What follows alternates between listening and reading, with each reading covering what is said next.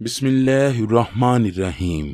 ایک روایت میں ہے کہ ایک دفعہ ایک اعرابی بیابانوں سے سفر کرتا ہوا مسجد نبوی کے دروازے پر پہنچا۔ رسول اللہ صلی اللہ علیہ وآلہ وسلم کو دنیا سے وصال فرمائے 10 دن گزر چکے تھے۔ اعرابی نے اپنا چہرہ چادر میں چھپایا ہوا تھا۔ صحابہ کو سلام عرض کرنے کے بعد رسول اللہ کے دنیا سے رخصت فرمانے پر غم و درد کا اظہار کیا۔ اس شخص نے صحابہ کرام کو مخاطب کرتے ہوئے پوچھا کہ آپ میں سے رسول اللہ کے اہل خانہ میں سے کون ہے؟ صحابہ نے حضرت سیدنا مولا علی کی طرف اشارہ فرمایا۔ حضرت علی رسول اللہ کے دنیا سے جانے کے بعد غم میں مبتلا تھے۔ اس اعرابی نے حضرت علی کو سلام عرض کیا۔ جواب میں سیدنا علی نے فرمایا وعلیکم السلام یا مضر۔ سلام کے جواب کے ساتھ اس شخص کا نام سن کر اس شخص سمیت دیگر صحابہ بھی حیران ہوئے۔ اعرابی نے عرض کی آپ کو میرا نام کیسے پتا چلا؟ حضرت سیدنا علی نے فرمایا رسول اللہ نے مجھے تمہارے آنے کی خبر اور تمہاری کیفیت کے بارے میں پہلے سے ہی آگاہ فرما دیا تھا۔ اعرابی نے آپ سے نام پوچھا تو آپ نے فرمایا کہ میرا نام علی بن نبی طالب ہے اور میں رسول اللہ کا چچا زاد بھائی ہوں۔ پھر حضرت سیدنا علی نے فرمایا کہ تمہارا نام مضر ہے اور تم عرب کے باشندے ہو۔ تم نے رسول اکرم کی بعثت کے متعلق اپنی قوم کو آگاہ کیا۔ اے مضر، تم نے پیارے نبی حضور اکرم کی شان بیان کرتے ہوئے اپنی قوم سے کہا تھا کہ تہامہ میں ایک نبی آئے گا جس کے رخسار چاند کی طرح روشن اور انداز گفتگو شہد سے زیادہ شیریں ہوگا۔ وہ جو شخص اس نبی پر ایمان لائے گا وہی نجات پائے گا، وہ مسکینوں یتیموں کا وارث ہوگا۔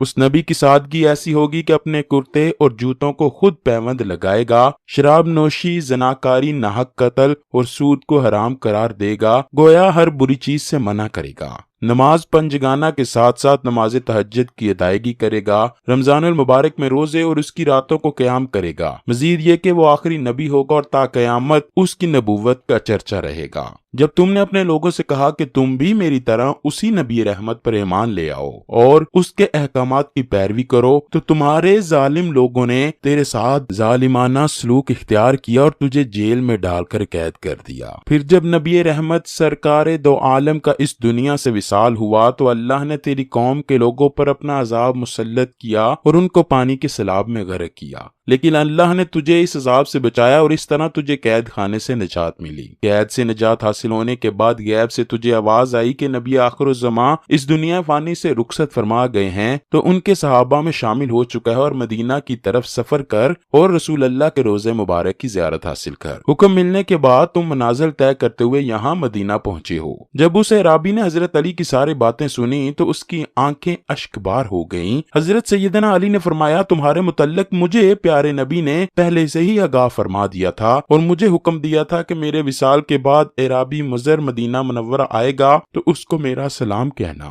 جب مضر نے رسول اللہ کی طرف سے سلام کی نوید سنی تو اعرابی دل برداشتہ ہو کر حضرت علی کے سینے سے لگ گیا اور ماتھے پر بوسے دیتے ہوئے رونے لگا۔ اس کے بعد اعرابی نے حضرت سیدنا علی سے عرض کیا کہ میرے ذہن میں کچھ سوالات ہیں کیونکہ مجھے علم ہے کہ آپ علم کا شہر ہیں، اگر مجھے ان کے جوابات مل جائیں تو یہ مجھ پر آپ کا کرم ہوگا۔ حضرت سیدنا مولا علی نے اس اعرابی کو سوال کرنے کی اجازت دی۔ اعرابی نے کہا اے علی، وہ کون سا جاندار ہے جس کا اس دنیا میں نہ باپ ہے اور نہ ماں؟ وہ کون سی مادہ ہے جس کے والدین کو کوئی وجود نہیں؟ اس رسول کا نام کیا ہے جو نہ انسانوں سے ہے، نہ جنات میں سے، نہ فرشتوں میں سے اور نہ ہی کسی چوپایوں اور درندوں میں سے؟ ایسی کون سی قبر ہے جس نے اپنے اندر قبر والے کو سیر کروائی؟ وہ کون سا حیوان ہے جس نے اپنے جیسے ساتھیوں کو ڈرایا ہو؟ ایسا جسم جس نے زندگی میں ایک بار کوئی چیز کھائی ہو اور دوبارہ کبھی کوئی چیز نہ کھائی ہو؟ زمین کا ایسا ٹکڑا کہ جس پر صرف ایک مرتبہ سورج کی شعاعیں پڑی ہوں اور دوبارہ قیامت تک نہیں پڑیں گی؟ ایسے پتھر کے بارے میں رہنمائی فرمائے جس نے کسی جاندار چیز کو جنا ہو؟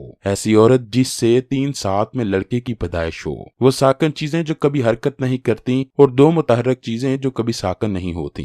2 ایسے دوست جو کبھی دشمن نہیں ہوں گے اور 2 ایسے دشمن جو کبھی دوست نہیں بنیں گے۔ شے اور لا شے میں کیا فرق ہے؟ ماں کے رحم میں پلنے والے اولاد کی سب سے پہلے کون سے عضو کی شکل بنتی ہے اور قبر میں دفن انسان کی سب سے آخر میں کون سی چیز فنا ہوتی ہے؟ حضرت سیدنا علی نے ان سوالات کو تسلی سے سنا اور فرمایا کہ جس نر کے بارے میں تم نے سوال کیا تھا کہ جس کی نہ ماں ہو اور نہ باپ، وہ حضرت آدم ہیں، اور وہ مادہ جو بغیر ماں کے پیدا ہو وہ اماں حوا علیہ السلام ہیں۔ وہ نر جو بغیر باپ کے پیدا ہوئے وہ حضرت عیسیٰ ہیں، اور وہ جاندار جو نہ انسانوں میں سے تھا، نہ جنوں میں سے، فرشتوں اور نہ ہی چوپایوں اور درندوں میں سے، وہ پرندہ کوا تھا جس کو اللہ پاک نے قابیل کی تعلیم کے لیے مقرر فرمایا تھا۔ وہ قبر جس نے اپنے اندر صاحب قبر کو سیر کروائی وہ مچھلی تھی جس نے حضرت یونس علیہ السلام کو اپنے پیٹ میں رکھ کر سمندر کی سیر کروائی۔ وہ حیوان جس نے اپنے ساتھیوں کو ڈرایا تھا وہ چیونٹی تھی۔ وہ چیونٹیاں جب خوراک کی تلاش میں ایک ستون پر چڑھتی تھیں تو وہ حضرت سلیمان علیہ السلام کے بیٹھنے کی جگہ پر تھی۔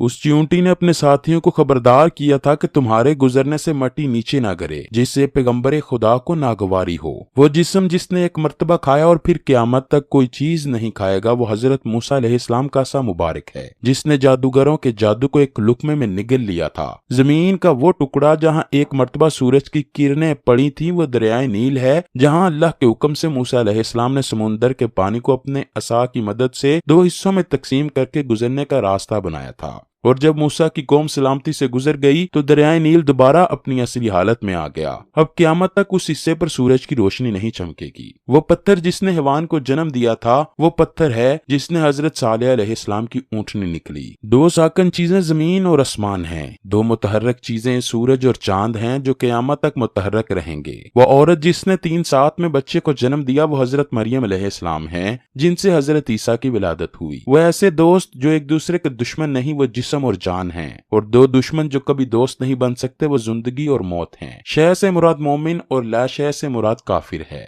رحم میں سب سے پہلے جسم کے حصوں میں سے شہادت کی انگلی کی شکل بنتی ہے، اور قبر میں سب سے آخر میں جو چیز مٹی میں فنا ہوگی وہ انسان کے سر کی ہڈی ہے۔ جب عرابی مضر نے حضرت سیدنا علی سے اپنے تمام سوالات کے جوابات تسلی سے سنے تو وہ آپ کے علم سے بہت متاثر اور خوش ہوا۔ اس کے بعد عرابی مضر نے حضرت سیدنا مولا علی کو سینے سے لگایا اور وہاں سے اجازت لے کے رخصت ہو گیا۔